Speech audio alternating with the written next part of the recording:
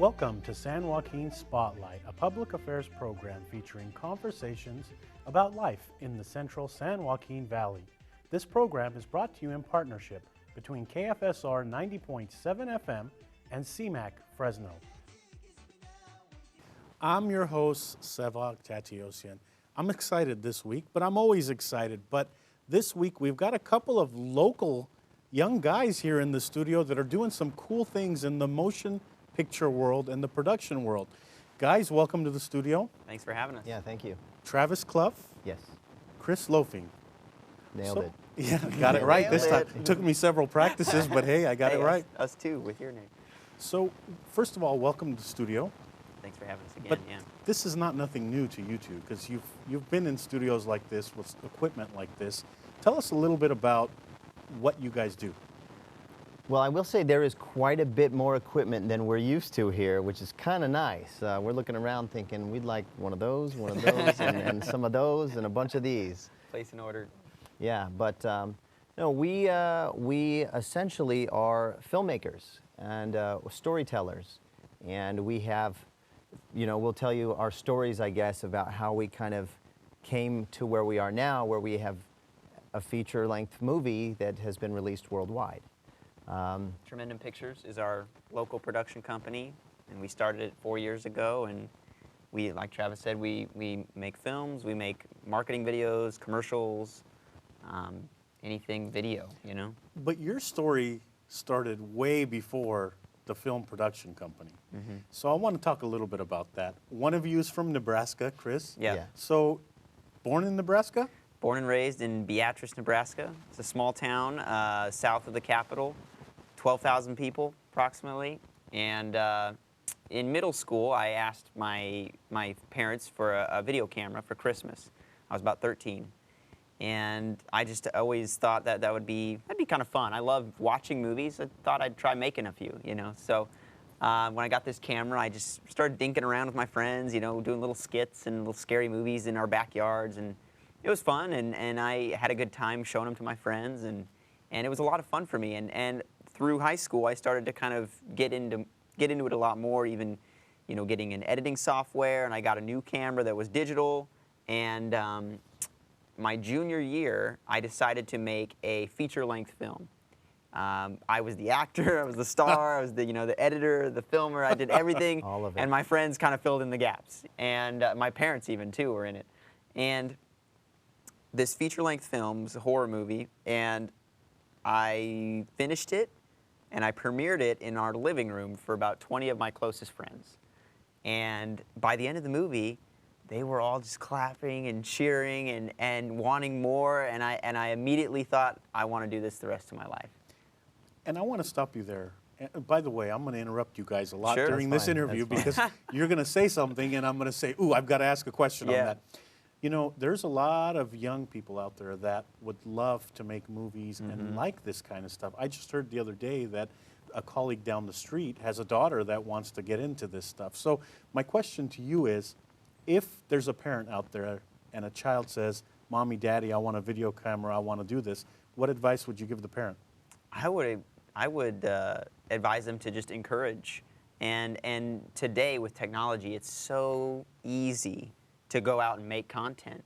You just with your phone, you can record much better quality video than I was making, even just, 12 years ago. It wasn't even that, not that long ago, but yeah, even on your phone you can make. Yeah. They HD. filmed the whole movie at Sundance on an iPhone or something. Interesting. So, but I mean, I would encourage them to encourage their children to chase those dreams and to go out and create, because doing things creatively, as a lot of people, research has found, really helps kids develop quicker and become very comprehensive learners. They take to information a lot better. Keep that story in mind, because I'm going to come back to what happened next after you premiered your program in your living room. Yeah. Travis, let's talk a little bit about you. So you're the one that is from Fresno originally, born and raised? Well, actually, I was not born and raised in Fresno. I was born and raised in Newport Beach in Southern California.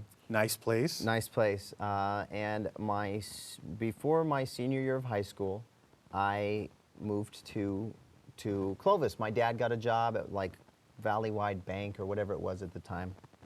So we moved up here from Orange County, and I went to high school and graduated from Buchanan High School in 1995, the first graduating class. And but I've been here ever since. I got married in 2001. It was. I just know it's been 14 years.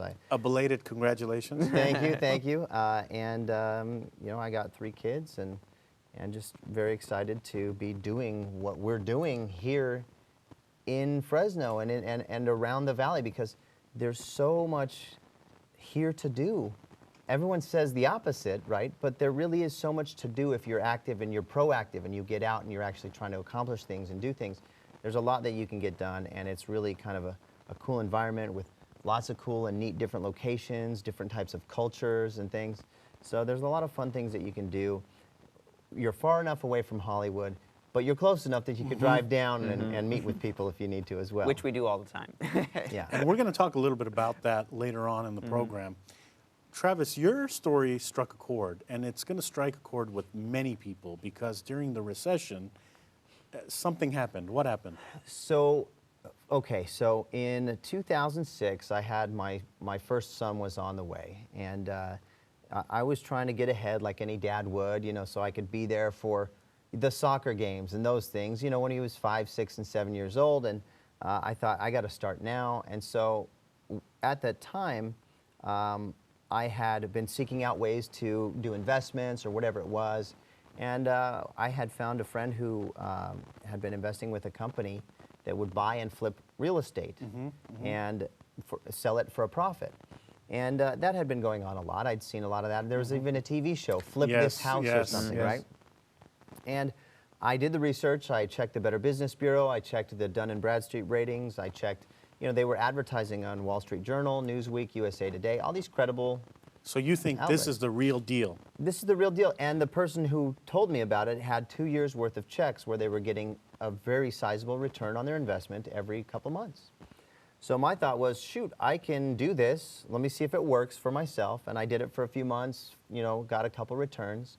And at that point, I was like, well, let me use arbitrage. Arbitrage is when you borrow money at one interest rate to earn a greater interest rate, and then you eventually pay it off. It's like a business loan. People do that all the time. So I borrowed a second on my home, and I borrowed a bunch of money on credit cards. But at the time, a lot of people were doing that, is what I understand. Lots of people were involved in just in real estate. Everything was so good, right, before the bubble burst, so to speak. Yeah. And I had borrowed all this money, and as I had maximized my investment in this company, that's when the Securities and Exchange Commission came in and shut them down for operating a Ponzi scheme. So well, let me ask you, where were you when you got that news, and then what happened next? Well, I remember being at an office with my brother, because he and I had both invested, and we were just looking at each other. We'd been trying to call them and get a hold of them and say, hey, what's going on? And, you know, normally they were really good about getting back to us or answering calls, but something just didn't seem right. And then later on, when I was at home, I remember getting an email from like an administrator of the government that had taken over the business, basically. Wow. And was I mean, that's tough. But the kind of added thing here is now you've got a child on the way. Yeah, got a child on the way, and my industry that I was in basically took a nosedive with the market. And so not only was I, you know, over 6 figures in debt, Kid on the way. which I'd never had before. We only had debt on our house, so it was kind of tough, like being faced with actual real debt, you know. A child on the way, and then pretty much my job was in jeopardy because no one trusted in the market, no one was, you know, doing some of those things anymore. And I ended up, you know, trying to find a different job, and you know, I worked for PG&E for a year, you know, just doing, you know, meter installations and things. And it was during the first part of the time I was working at PG&E that my wife and I were watching this new TV show that was out called Wipeout. And, you know, we always talked about how fun it would be to do something like Fear Factor, where you're doing these cool stunts. But then they would get to like eating cockroaches and things, and we said no. That's not for you, huh? I will never do a stunt if I also have to eat a cockroach or something like that with it. And once we found out about this show Wipeout, we said, this is all the stunts, none of the gross stuff. And my wife said, I think you could win something like that. You're really squirrely and agile. And I was like, I bet I could too. And you know, I figured, what the heck, you know, I mean, You got nothing to lose. there's a line in Yeah. a movie, it's The Freshman with Matthew Broderick, and he says this line, he says, there's kind of a comfort in being completely screwed. It means that it couldn't get any worse. True. And so I said, let me do that, let me try. So I submitted my application, I went down for an audition, and they loved me. I mean, of course, I was wearing a very odd outfit, and I was doing whatever it would take to make them want me to be on the show. And you know, they gave me the packet and said, please, just fill it out. I'm moving you on to the next level for casting. And I got a call saying, we're going to have you on the show.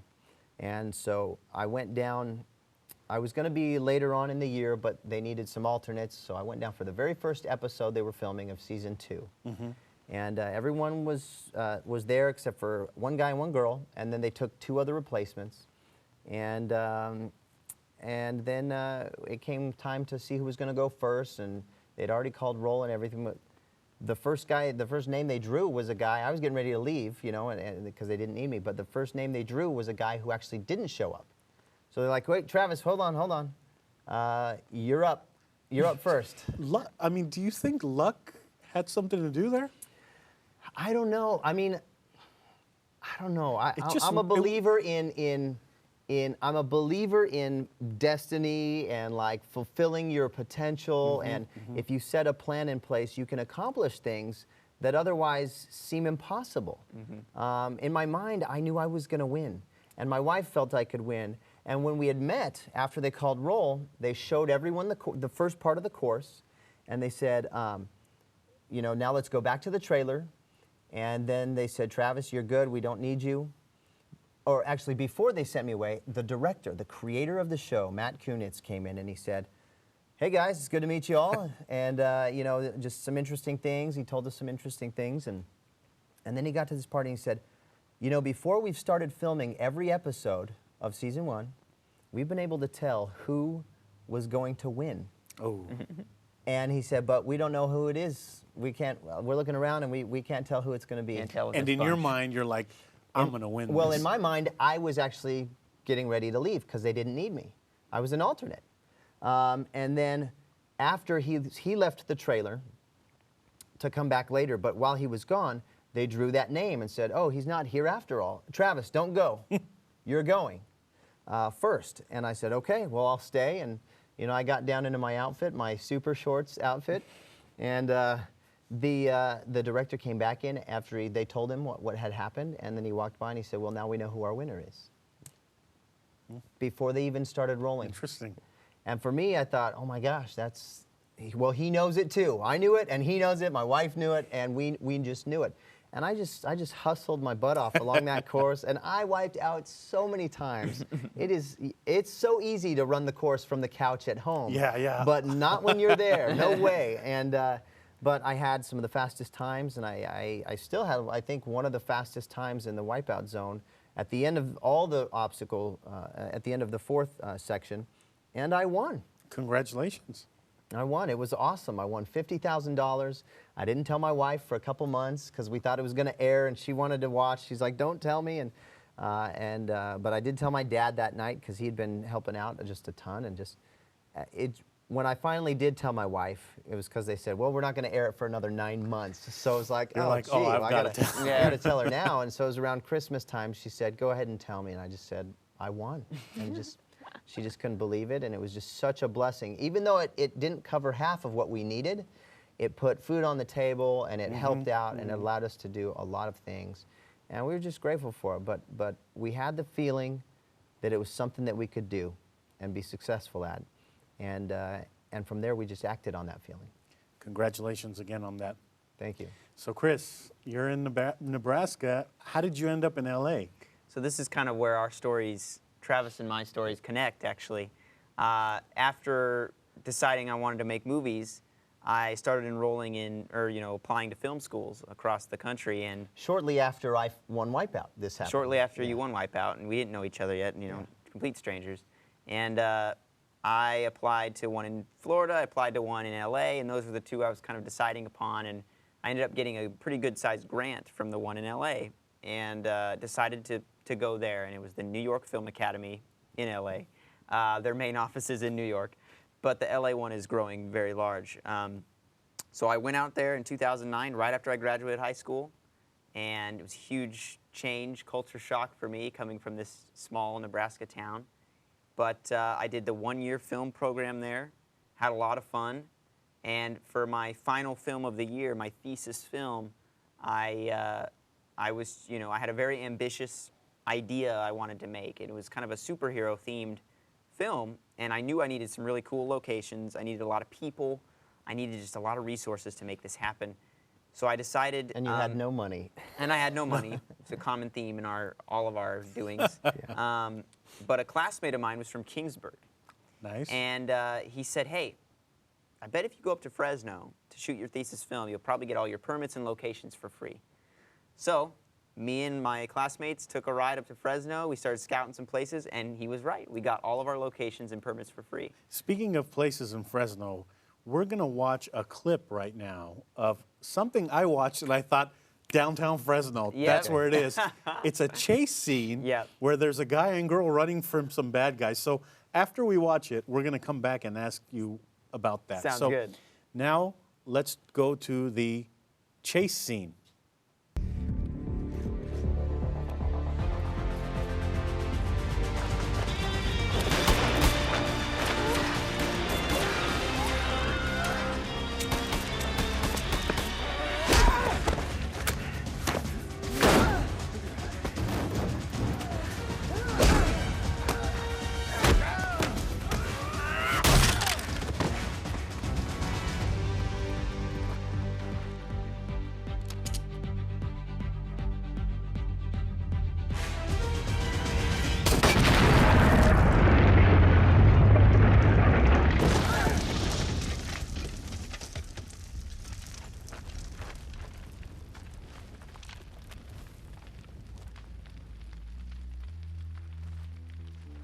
Welcome back. We just saw this pretty cool chase scene in downtown Fresno. What were we watching?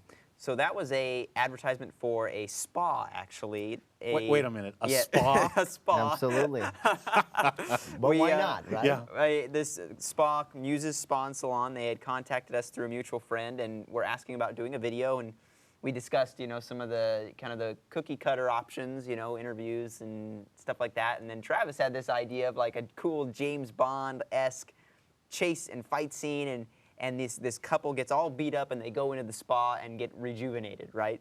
That's kind of the idea, in making the spa their getaway. And when we pitched this idea to Muses, they couldn't think of anything else. They wanted it. They loved it. They loved it so much. So we made it happen, like you said, in downtown. And the people who acted in it were pretty good. I was impressed. I was like, man, this looks like something that I would watch on, TNT or something like that. Right. That's cool. Yeah, we had a cheer coach from Clovis West, Miss Shannon Wetzel, and we had... Who's in the Gallows, too. She's in the Gallows also. James Inch, another local actor. If you noticed, there was a guy with longer hair who was doing stunts. That guy's local as well, which is me. And, I get a good beat down from those guys. Exactly. But yeah, I've come into stunts, and it's kind of funny because when he was up here filming his thesis, that's how I heard about him for film school. And me being a newly professional stunt person, having been on Wipeout, I'm professional now. He with auditioned stunts. for my thesis. I auditioned, and that's when I first met him, and I was a stunt guy in his thesis. And from there, we developed a friendship and a partnership, and then that's when Tremendum Pictures was born. And Tremendum is kind of a unique word to us, and it has a lot of meaning. A tremendum is a feeling of awe associated with an overwhelming experience. And that's what we want our movies to be, and that's what we want our content that we create to be for people. And I mean, look, we want life to be an overwhelmingly awesome experience. So, but Tremendum Tremendum Pictures is it's kind of a cause for us, So one of the things I wanted to ask you, because we're going to have you back on the next week program as well, but I wanted to get in one thing that kind of was born out of the Gallows, I think, is the haunted house that's coming up. Yeah. So tell us a little bit about the haunted house, but don't tell us too much because Right. I want to save that for the next show. Sure. Right. So, kind of a brief overview. We filmed the movie The Gallows here in Fresno, and the primary location we filmed it at is the Veterans Memorial Auditorium downtown, and it is considered the most haunted place in Fresno.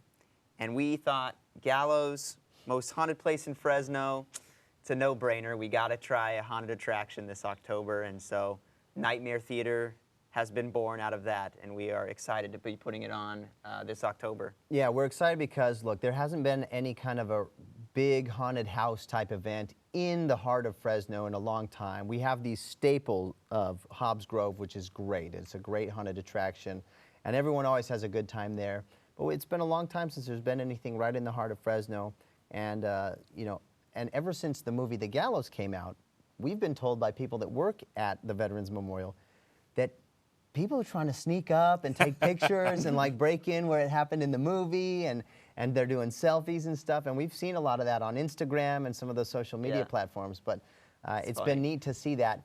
So we wanted to open it up to the public. You know, we wanted to give them a chance to kind of be in the movie, if you will. Well, and you know, by the way, thank you. He's not here on set with you. He's behind the scenes. Is Rich, who I worked with to getting you guys on here. But he says it's going to be a very scary thing. So is Rich right? He is absolutely right. It's going to be pretty intense. Yeah, it'll be pretty eerie. Not so eerie that like kids wouldn't enjoy it. I think kids will really enjoy it.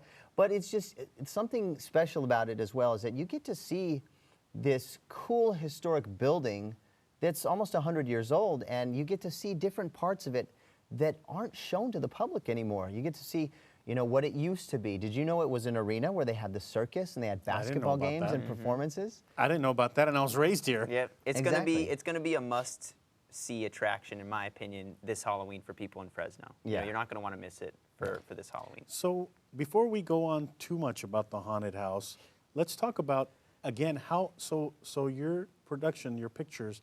It opened up how? You two kind of got together and said, you know what, we're going to film, we're going to build this Tremendum Pictures? Yeah, we basically we knew that we both complemented each other creatively. Yeah, we jived well. And we said, you know, I think we kind of discussed ideas for movies, and from there, The Gallows was born. And we said, well, let's get our company going, and we started our company, actually did the paperwork, got on LegalZoom and did the whole thing. and then from there, we developed the script and the outline for The Gallows. And we cast it, and we shot a complete movie and had it completely edited and ready to show. We started filming in December of 2011, December of 2011, had a completed version 6 months later. Wow. And then we put a trailer out online, making it seem as if a studio was putting this movie out, and everyone was like, well, I never heard of this one. Yeah, what who's this group? Yeah. And we started getting calls from people in Hollywood and LA and New York, and we were it was great. It was part of the plan, but it was great to hear from those people. To actually hear from them. Yes. I mean, the goal is this is what's going to happen, but to actually get the call saying, hey, what's going on here? Exactly. So you two are now local here in Fresno. I mean, did you, going back about 10 years, maybe 15 years, did you ever envision that this is the way it's going to be? Not me, no way. No, I mean, the thing, I think we, you know, for me, I always envisioned myself being a director and making movies since I started, you know, back in middle school. I thought that would happen one day, but I didn't know it would happen so quickly, and I didn't know it would happen like this. No, I never would have imagined that it would happen like this. You know? Yeah, I convinced him basically to move up to Fresno, and he lives with my family. There's 6 of us in the house: me, my wife, and my 3 kids, and Chris. And his bedroom is our office as well. You know, and so I convinced him. You know, if you want to make movies, you're in the wrong place. LA is just not going to do it. You got to move to Fresno if you want to make movies. That's where it's at. It's, you know, when you first think about that, you think, what is this guy talking about? LA is where the movies are. But then you stop and dissect it. Look, you know, we don't have the traffic issues that they do in LA. We have some beautiful places to shoot, Yeah. and I think you've found that out in some of the work that you've done.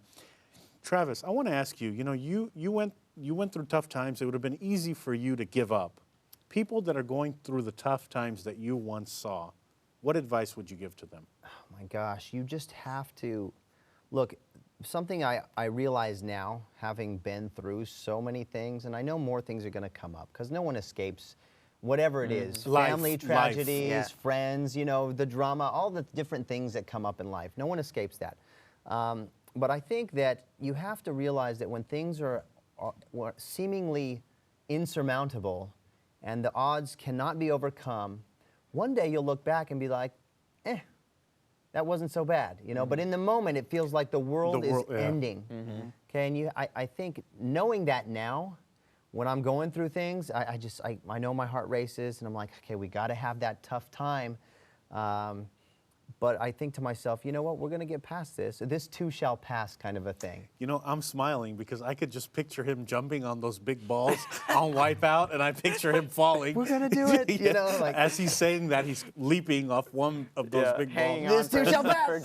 This too shall pass. Please, let it pass. So, you know, you're going to be back to talk about the Gallows and a little bit about that work that has taken off, that has really taken off. So how can people find out about your company that you're working with and some of the other projects that you're doing?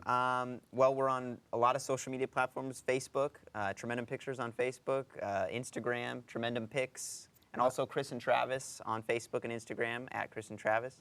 And then just Tremendum.com if they want to watch some of our videos or become an insider, you know, fill out the form and, you know, submit to get insider emails or just to be considered for future projects. You know, we're always looking for extras and people to be involved. Now, I've interviewed a lot of people who are doing creative stuff, writers, authors. They're always working on something. So even though you've kind of gotten the Gallows up and out, there's got to be something else you're working on. No, we are not done by any means with our ideas and with different things that we're working on. We have 2 movies, basically a 2-movie deal with Blumhouse that we're working on. We're developing those 2 films, and also we have scripts that we're looking at from other studios, you know, since the Gallows has come out. Yeah, a lot of cool options and opportunities that came up since the Gallows, and we're exploring them all and trying to handle them as they come in, you know. So. Which that in itself could be a tough task. You know, it is. It is. What to prioritize over what not, and you know, there's so much. You don't want to unprioritize something that could possibly be something big. You know, we're out of time this week on the program, guys, but you know, you're going to be back.